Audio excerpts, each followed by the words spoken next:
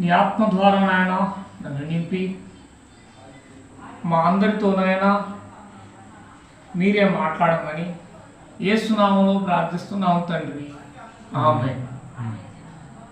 ఇక్కడ గమనించినట్టయితే యోహాను సువార్త 3వ అధ్యాయంలో 1వ వచనంలో యూదుల అధికారి అని నికోదేమును ఒక పరిసయ్యుడు అతను ఉన్నాడు.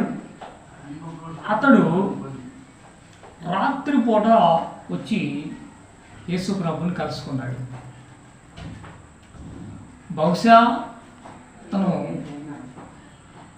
పగలు వస్తే ఎవరైనా చూస్తారేమోనని యూదులకు భయపడే ఉండొచ్చు, మరి కులానికి భయపడే ఉండొచ్చు.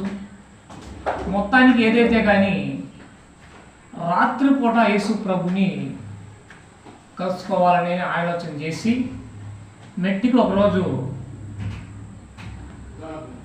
రాత్రి యందు వచ్చి యేసు ప్రభుని కలుసుకున్నాడు.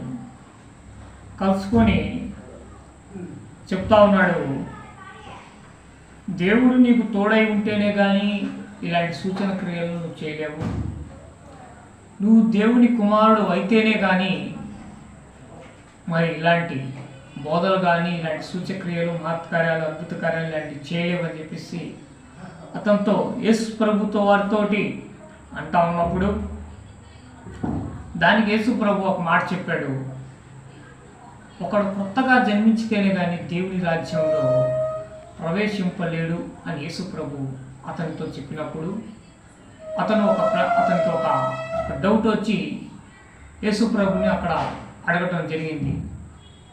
కొత్తగా జన్మించాలంటే నేనేం చేయాలి? మళ్ళీ రెండవ మారు తల్లి గర్భమందు ప్రవేశించి జన్మించాలా? రెండవ మారు తల్లి గర్భములో ప్రవేశించి మనిషి జన్మింపగలడా అని ఒక ప్రశ్న యేసు ప్రభు వారిని అడుగుతా ఉన్నాడు.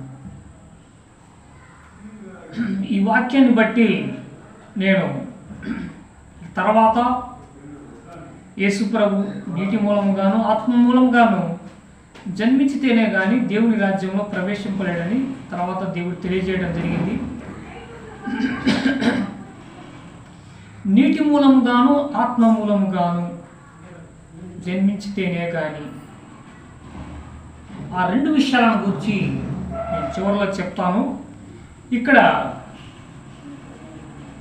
యూదుల అధికారి అయిన నికోదేము దానికి ముందు అడిగినటువంటి యేసు ప్రభు వారు అడిగినటువంటి ప్రశ్న, దాని గురించి నేను కొన్ని విషయాలు మాట్లాడతాను. ఈ నీటి మూలముగా